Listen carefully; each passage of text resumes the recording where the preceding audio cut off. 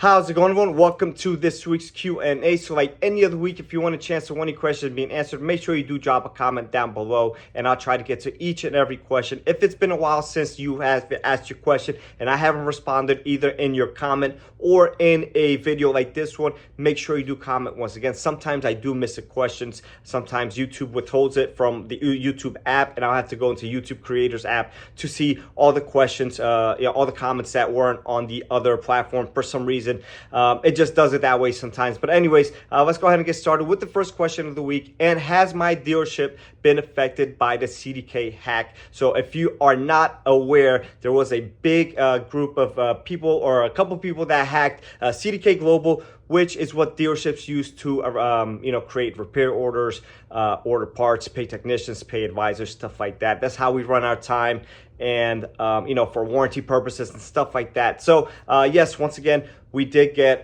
we were part of that group. We do use CDK at our dealer. Some other dealers use Reynolds, and there's other stuff there, but we use CDK for that specific stuff. So business has not stopped. Customer concerns have not stopped. So we are doing whatever we can to keep everything rolling as smoothly as possible. And it's been, to be honest, kind of a nightmare. It has affected our pay and stuff like that, but it is what it is. For example, they're paying us 40 hours flat rate fee. So technicians oftentimes, especially on lower end or regular maintenance vehicles, Hondas, Acuras, Toyotas, Nissan, stuff like that. Sometimes like the higher end brands, they use just a salary, but most of the normal people cars like you and I drive are going to be a flat rate based technician pay. So if you make more than 40 hours at my dealership, and every dealership may handle this different, but this is how they're handling it at our dealership. They're paying us 40 hours.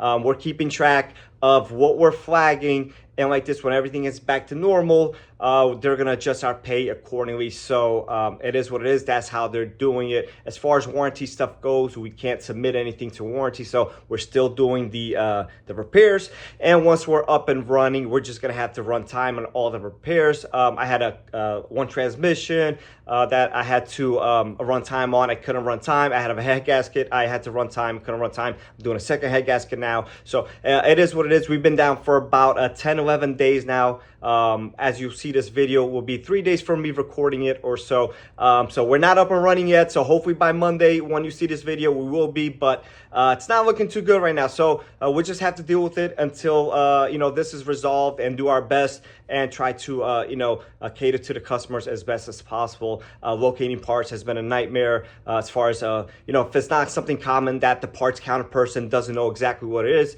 we can't locate where the part is placed. So it's been tough. But again, we are dealing with it the best we can. We are managing. It's definitely been frustrating, but it is what it is. It's out of our control, and all we could do is do our best to get cars in and out as smoothly as possible. So hopefully it answers the question for you. All right, so the next question is, should you use head gasket sealer sealant on a leaking head gasket, coolant sealant, whatever you want to call it? And the simple answer is absolutely not. If you're having head gasket issues, the only way to correct it is replace the head gasket, resurface the head if needed, or replace if it's out of spec. And same thing with the engine block. At that point, it'd be a great idea to upgrade to head studs, which we'll get to in a later question in the video. No, don't use that stuff. That stuff will clog up everything. It'll cause more damage than it's worth it. So if you are unfortunate to have a failed head gasket, chances are you probably have Honda's 1.5T,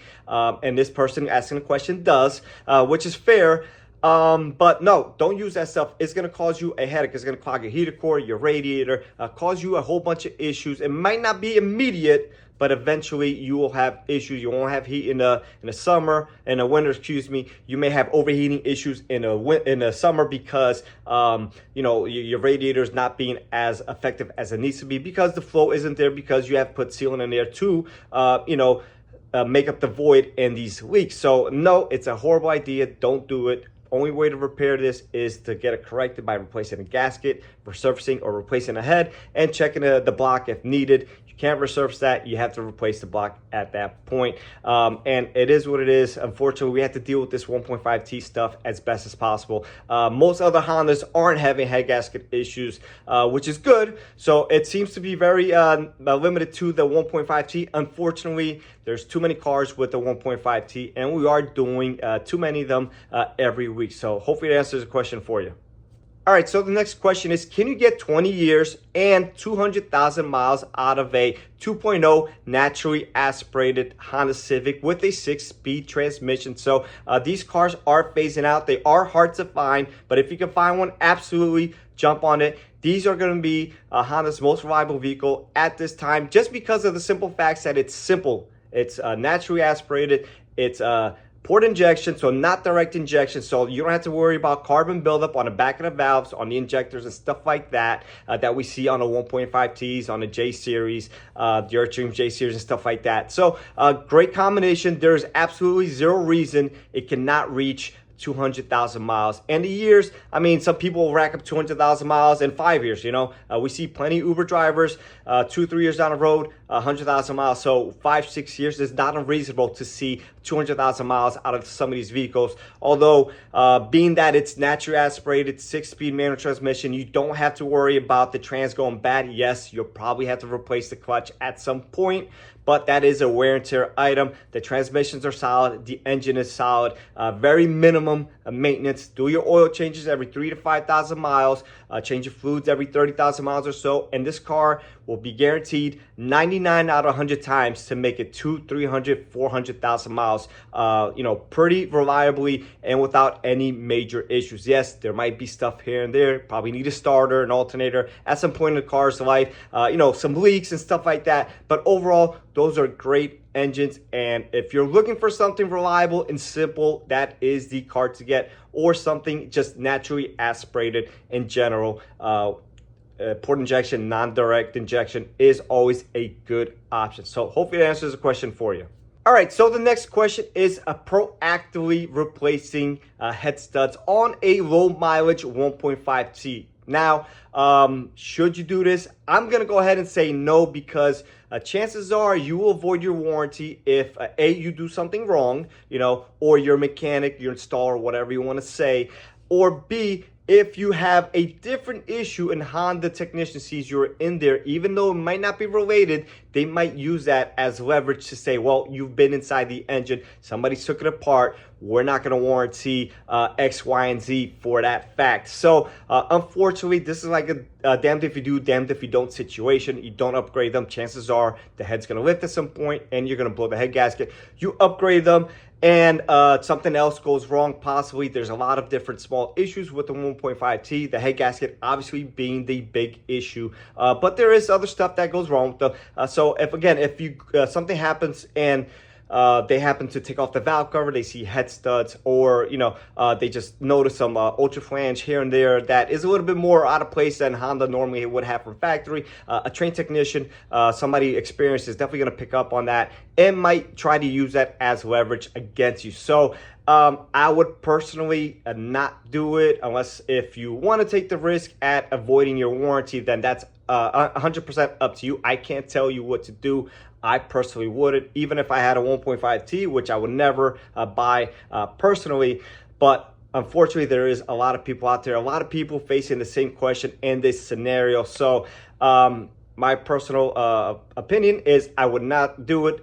Get extended warranty. In the event something like this happens, Honda Care, I think, goes up to 120,000 miles or 8 years, something like that. So shop around, make sure you get a good extended warranty, and you cover yourself that way. I think that's a better investment than going in there and voiding your warranty as a whole. So hopefully that answers the question for you.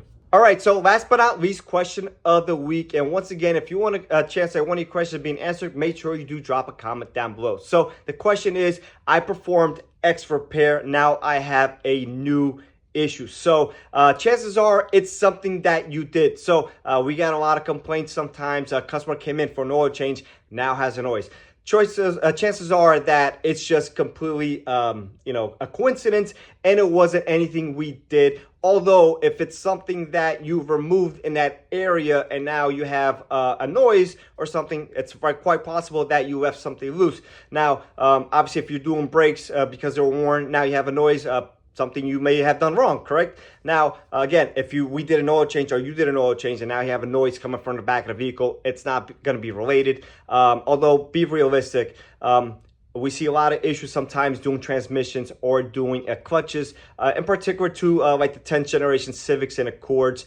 We have to unplug the ECU. You don't have to, but it makes it easier. I personally like to do it. And a lot of times, technicians will force that connector back on. So it's a connector and it has a lever and you have to push it kind of, and it swings over. So if you don't do it correctly, a lot of times it'll bend some of the ECU pins, giving you all these wacky codes. So that would be directly, we did a clutch or a transmission, probably was slipping, no lights, or either way, whether it was CVT or a manual transmission, a lot of times it's either A, doesn't move, or B, it's slipping. So no lights typically for that scenario. Sometimes we'll have lights on the CVT end of stuff, but typically no lights, and we'll pull a code and it'll have a transmission code, right? So if you put it back together and now you have a code for an O2 sensor or whatnot, that obviously it's something that was not there before, and chances are it's something that you did. So go back, trace all the steps you did, make sure everything is installed correctly, make sure everything is nice and tight, make sure our connections are plugged in. A lot of times people leave them soft set, so they look like they're connected, but they're really not, and they'll make contact here and there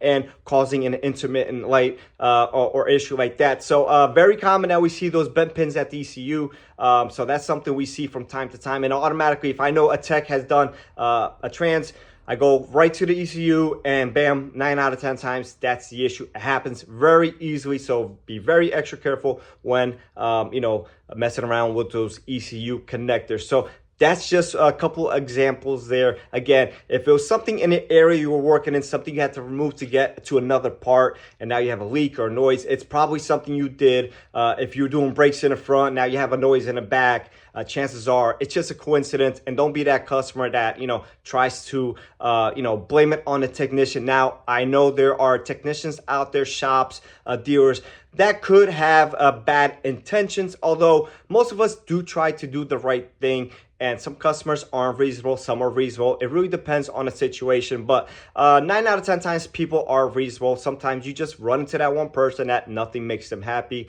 And it is what it is. It's just, the way the things kind of roll downhill. So that's just my view on things. Again, if you're something related to where you were, double check your work, and chances are something you missed, something simple and very easy to correct. So with that being said, I'll catch everyone on the next one.